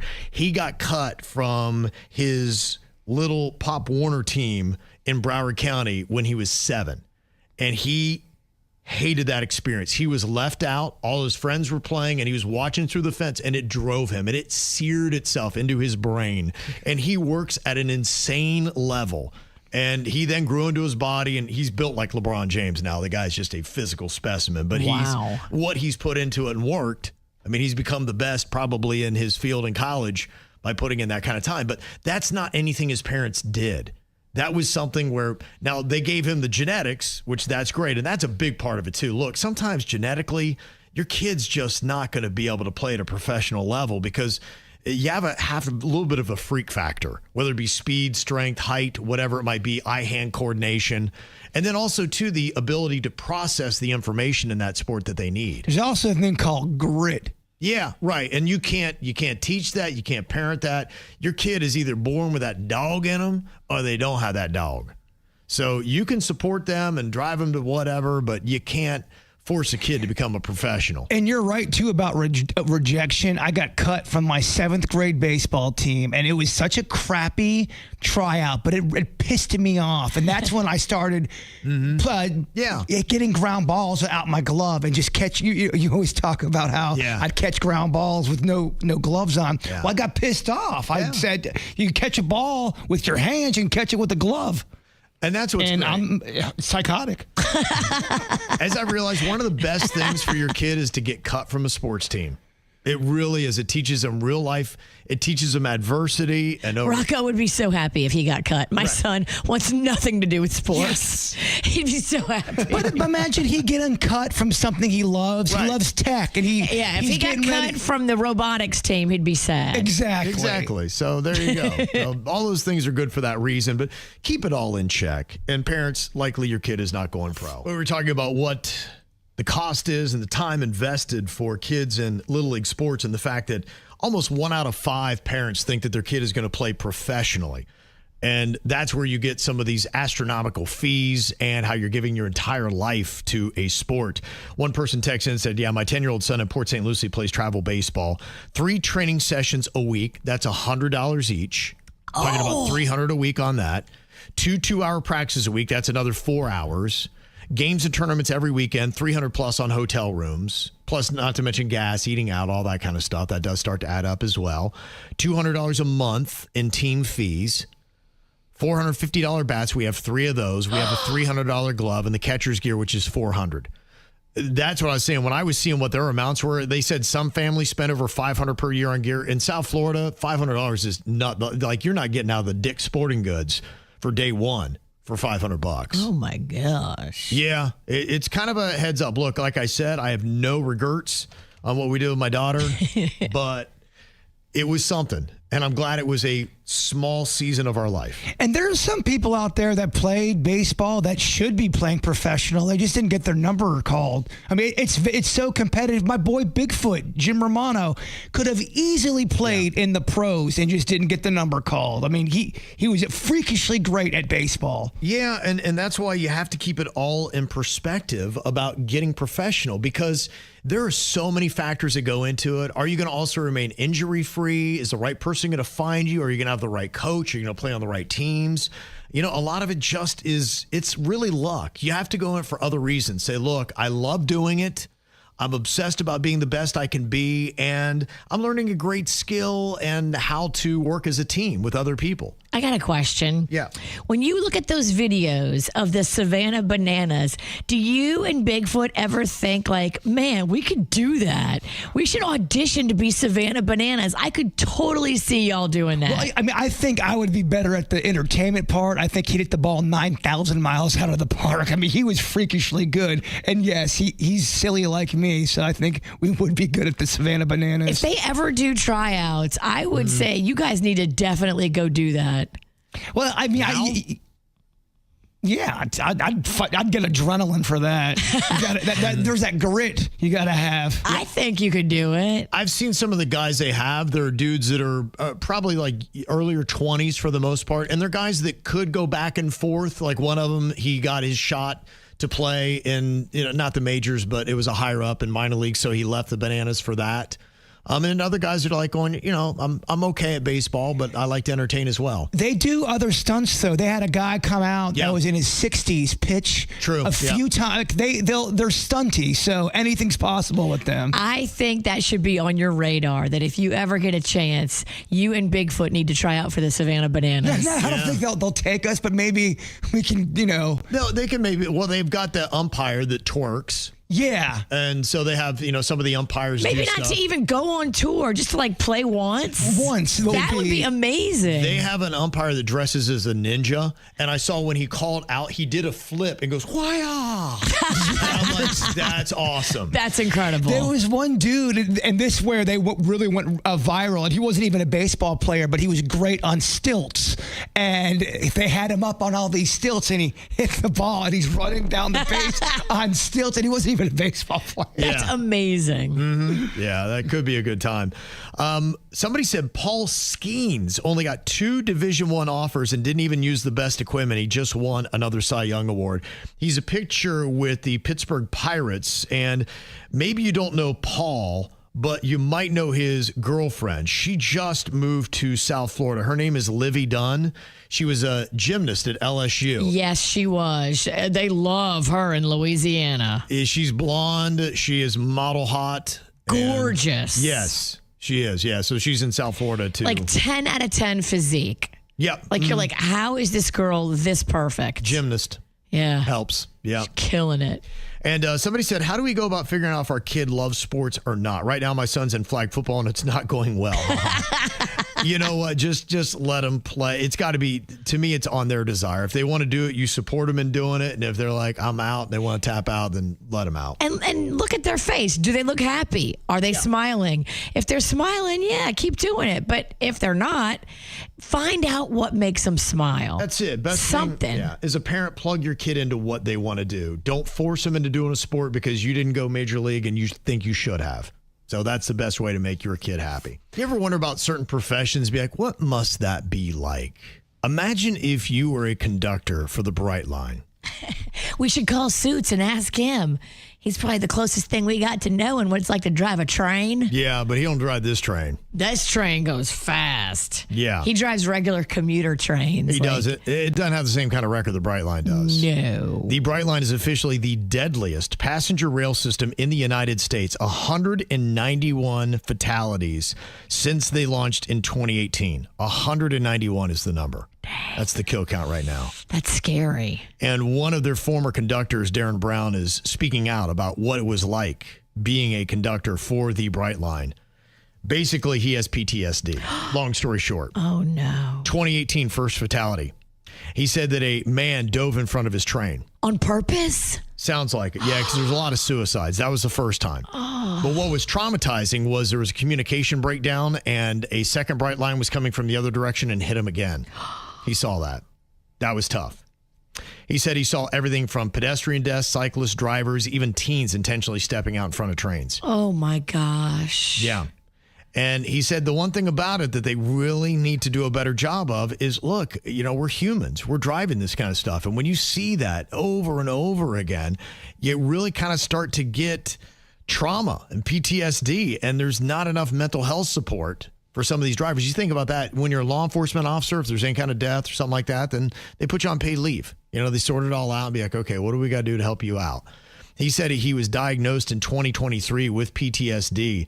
He said that just all the deaths I'd seen being a conductor on the Brightline took its toll.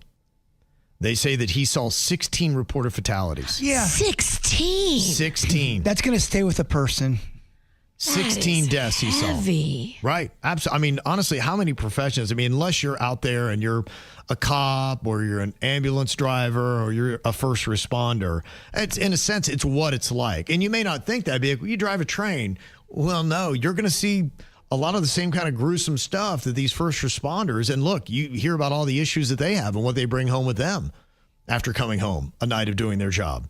And honestly, you could maybe argue there may be some first responders that don't see 16 fatalities in the time that they've worked in their line of work. Wow. Yeah. So he says crews say that they have often been blamed, mocked, and even given minimal recovery time after crashes. He said something that needs to be talked about a little bit more. He got out of it. Oh, my gosh. Who's mocking them? That's a good question. I don't know if it's in-house or, where it comes from, but he's speaking his truth. And he said, look, I just learned you are not your job. You're more than that. And that's why I just said, look, my mental health was not worth the paycheck I got for this. So that was rather interesting, and one thing we probably don't think enough about. We don't. We think about the person that died or why it happened, or some people are going, I'm late for my job. Right. It's on the train, but I mean the drivers themselves. That's a lot to handle. It's the KVJ dirt of the day. It's the KVJ dirt of the day. Virginia, take it away, because we need that dirt of the day. This Dirt of the Day is brought to you by my new closet designers, Closets by Design. Well, I don't know who they think they are, because Prince Harry and Meghan Markle went to Kris Jenner's 70th birthday party at Jeff Bezos' house. And, I mean, you're talking about a who's who of fancy, important, super rich, mega superstars were at this party.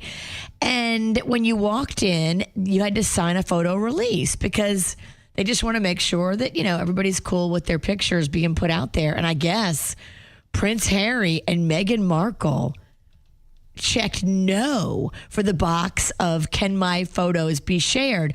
So there's pictures of them walking into the party because those were paparazzi pictures. So everybody knows they were there. But then they were up on Kris Jenner's Instagram. They were up on Kim Kardashian's Instagram, but they had to be taken down later. And everybody's like, that's weird. Do Meghan and Harry think that they're more important than everybody else who was photographed at the party? Like they are something special and above the other fancy attendees? Mm-hmm. Yeah, right now the official explanation is that they did not consent to having their images shared publicly, which, I mean, in a sense, it's like, okay. I guess, I mean, you can pull that, but it's just the kind of stuff as to why they get booed when they show up at a Dodgers game. Exactly. And I don't know how many more invitations you're going to get from the Kardashians, because you're kind of like saying, oh, no, I don't want you taking pictures of me and putting it on your Instagram. I'm above that. Mm-hmm. I don't think you're above it. Sorry, hon. In other news, Sharon Osbourne got teary-eyed during a podcast on Wednesday.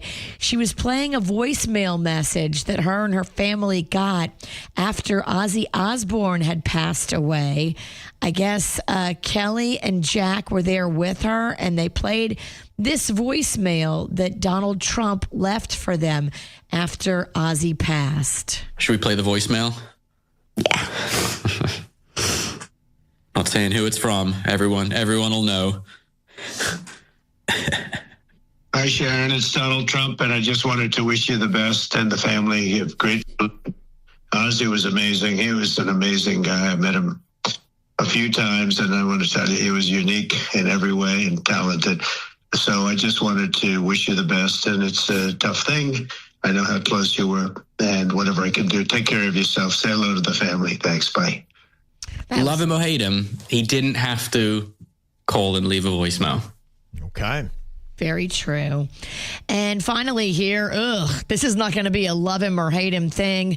Zachary Ty Bryan, I think we can all agree we should hate him.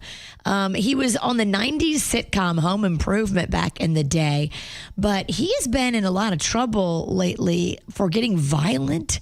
He is now being accused of punching and telling his former girlfriend that he was going to kill her.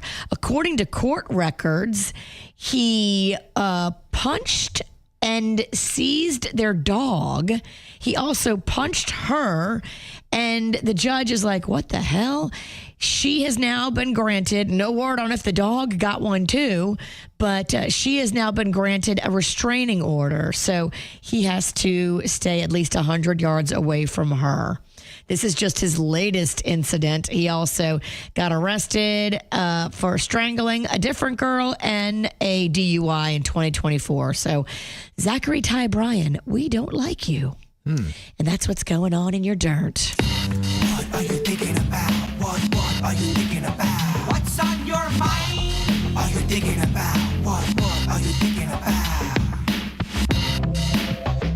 Well, I'm a relatively new coffee drinker. I haven't been doing it that long, and I'm starting to find some things that I like. And I do kind of the cafe mocha every single day. Oh, it's nice. I got my dark chocolate in there, so I'm trying to get all these, got the dark coffee beans, got the dark chocolate, all these kind of things. The heart health is on point with that, Virginia, but there's other things I put in there. Nutmeg, cinnamon, that's part of it. But my wife was putting in a little like non-dairy creamer as well, which I really kind of like. But then, I am always looking at all these kind of health things. And I saw this one doctor, and he was going in on oat milk. And he said, oats are used to fatten up horses. You're not a horse, and you're likely not trying to fatten up. And I was like, yeah, you're right.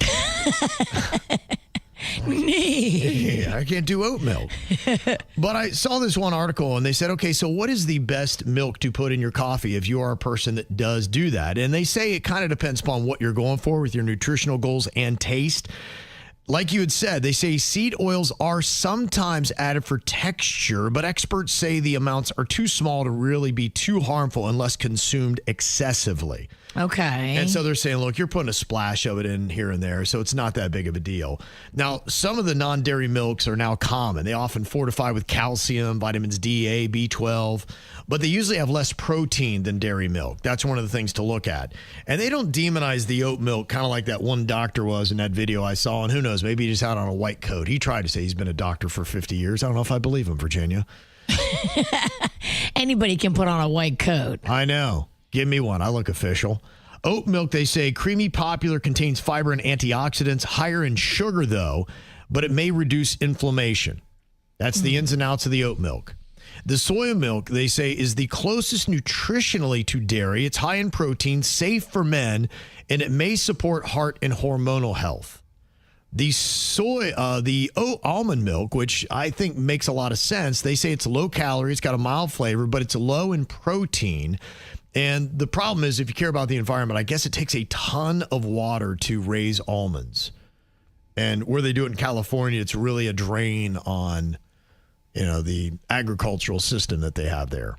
Because they have, I think, one river, the Colorado River, that's basically feeding the entire San Joaquin Valley. Oh, maybe that's why the reservoirs were all empty during the Palisades fire. Who knows? Water in their nuts. Yeah. You could also go with anything from like the coconut milk. It's creamy and high saturated fat, best in moderation, though. And that's what that doctor who was demonizing the oat milk, he said you need to go with the coconut milk. I tried the coconut milk for the coffee. They make like a condensed milk for the coffee. It was oily. Oh, yeah. I don't want oily coffee. No, you're right. Panda gave me some coffee one time, and it had like butter in it, and it's supposed to be good for you. Oh, yeah. Some people do. They put butter in their coffee. No. Some people put oils in their coffee. It tastes gross. I don't want any oil in my coffee. That seems like that'd be a stomachache in a cup. It looked gross, too, putting it in. Right, yeah, because it's like an oil slick on the top of your coffee. I didn't like it. Yeah. They say the rice milk, low in protein, low allergen, though, higher carbs, and it may contain trace amounts of arsenic. Oh, I don't so want that. Limit that for kids. You might poison them. And the blended milks, it mixes kind of like plant sources for better nutrition and texture. It's often fortified. They say that might be good for you. But they say basically whichever one you enjoy, go with, because it's such a small part of your overall diet. So if you're like me and you're obsessing about the milk you put in, they're basically saying, all right, you'll be okay. It's a tiny bit. Yeah, just chill. Jackie from Wellington, she likes the milk, and I've actually done that. I was doing the oat milk. I might stay away from the oat because I can't get the visual of me being a horse out of my head now. Get the milk and then take a nap on your pillow. It's so weird that you are doing this because yesterday I was literally for 15 minutes in the coffee creamer section reading all the backs of them. And finally I found one that was just milk, sugar, salt, cream. And that's the one I bought. Yeah. Because everything else had like 30 different ingredients in it and half the stuff I couldn't pronounce. And I'm like, I don't want this crap. Yeah. Just give me the real cow milk, I guess. Jackie says the milk, M-A-L-K, no gums, fillers, or anything. And almond milk, it's minimal in the creamers. It's the best I've had. I love real dairy, but it's really worth trying to stay away from. Wrecks the gut. So I do like that brand. So I'm probably there until something tells me otherwise. But yes. Again, until that comes back that it causes cancer. That's true. And then you're going to have to switch again. Gosh, I just wish I could stop obsessing. What you got on your mind today, Bird? I am obsessing about watching the behind-the-scenes drama of how classic movies have been made. Okay. And I know we've talked about Back to the Future before, how Eric Stoltz was the original Marty McFly, but I didn't realize how much of the movie they had filmed. And the director finally just said, we gotta refilm all of this. Have you seen the Eric Stoltz clips? I've seen the clips, and they said he didn't even do a bad job because he's a good actor, Eric Stoltz is. They just said he played it too seriously, and they wanted more of a comedic type of, funnier, quirky. Yeah, and Michael J. Fox gave that, but I never knew that, the guy who played Biff, he was thinking when they called him into the office, he was getting fired and he did something wrong. And they were just telling him, we have to refilm a bunch of scenes because we're firing Eric Stoltz. And everyone's like, what? And I just didn't realize how much they filmed. That's got to be grueling and insane. When you are, a Hollywood movie like that. To do it all over again. Oh, my gosh. Were you watching this yesterday by chance? No. Okay. Maybe 2 days ago. Okay. I was going to say, because, yesterday, November 12th, was a big date in that movie. Oh, yeah. What happened November 12th? November 12th. November 5th. Why is that date important for the movie you're just talking about? November 5th, November 5th, November 12th, 1955. That's when he goes back in time. I think November 12th, 1955, it says that's when they had the Enchantment Under the Sea dance. Oh. Okay, so it was November 5th, 1955. He plugs into the car because he's there for a week. Yes. And so he's a week later on the 12th is when he goes back. That's when he wails on the guitar. Yes. And he's like, you guys don't get it, but your kids will. Yeah. I love that part.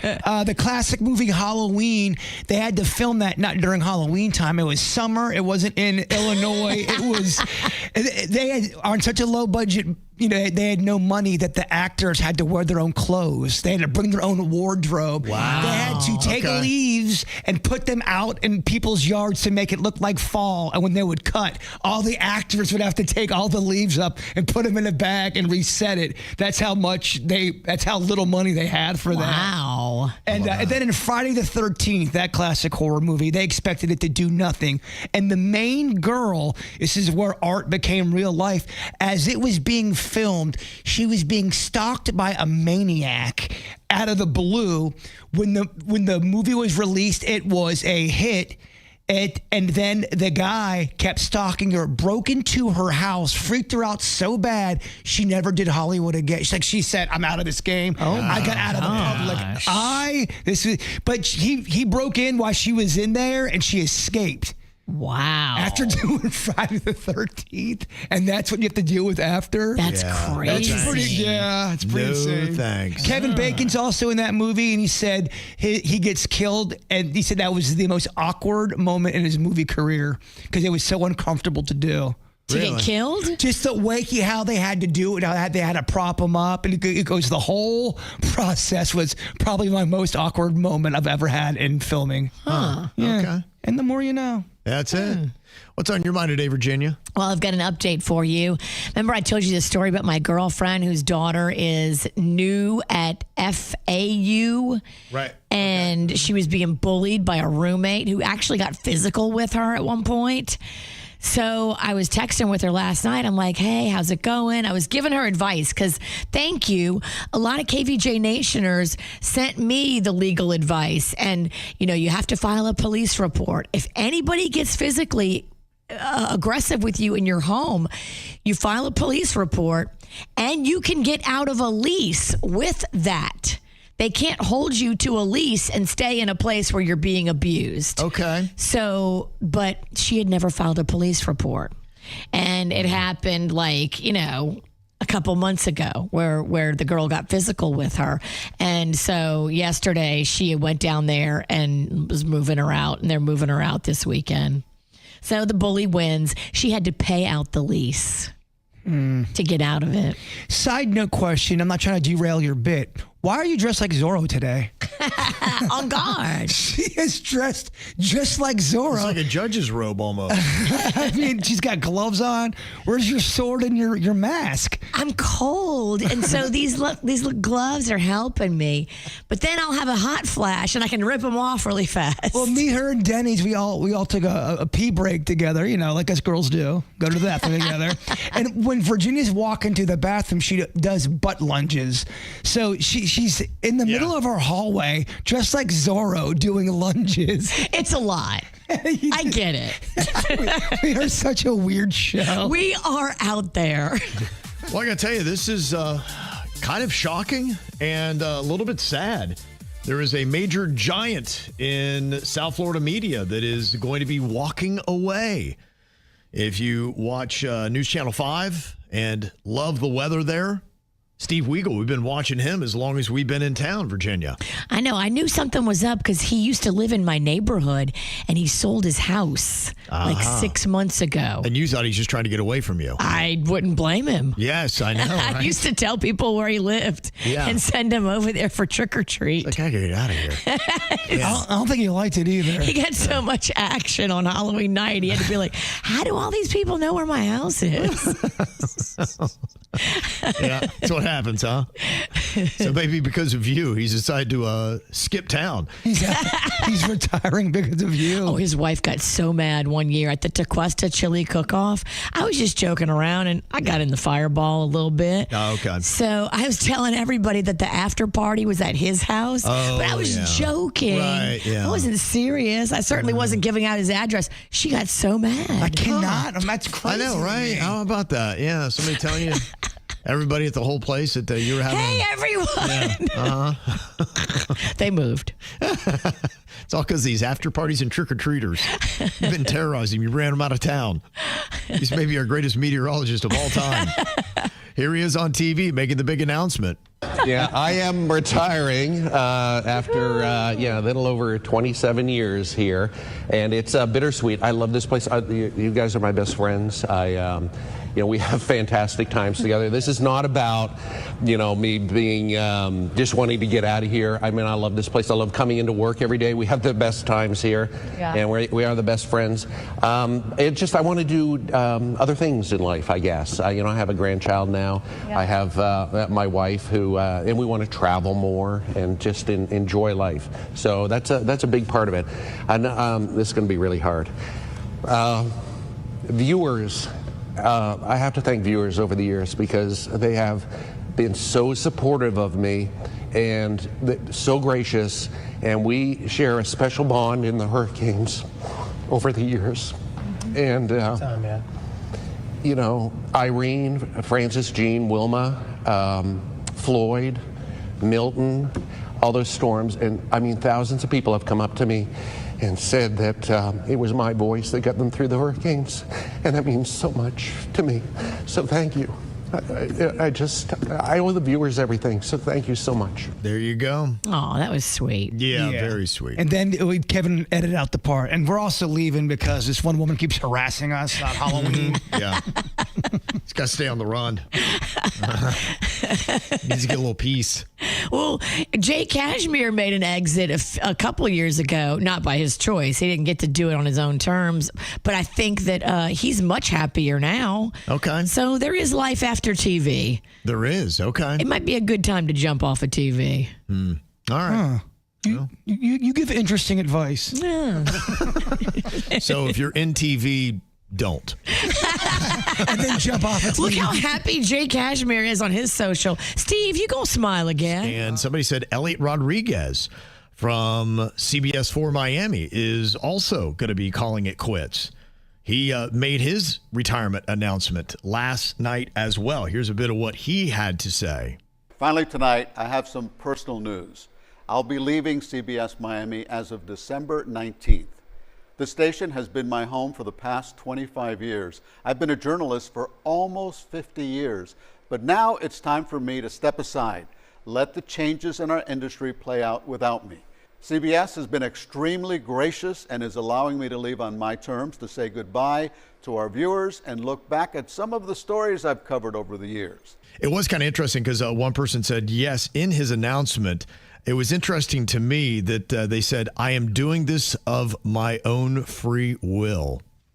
And there are just so many cutbacks happening in media today that yes, you're right. People just disappear, right? And they're no longer there. It's a beautiful thing to be able to say goodbye. It really is. So I'm happy for those guys that got to do that. But if you hear one of us not here one day, I went on my own terms. You can find me at whichknowscutetoes.com. Yes. I'll join you. My new home. Yeah. More KVJ is on the way on the After the Show. You can watch it live on YouTube or on Twitch, either one of those platforms, or get it anytime you want on demand, including the video version on Spotify later today. Bird, if you would, wrap us up with your thought for the day. You do not. Let me try that again. You do know. Whoa. You do know. Call your parents and tell them you love them. No. You do not have to fix your past to build your future. You only have to stop using it as your blueprint. Oh, that's good. Wisdom. The KVJ Show on 97.9 WRMF.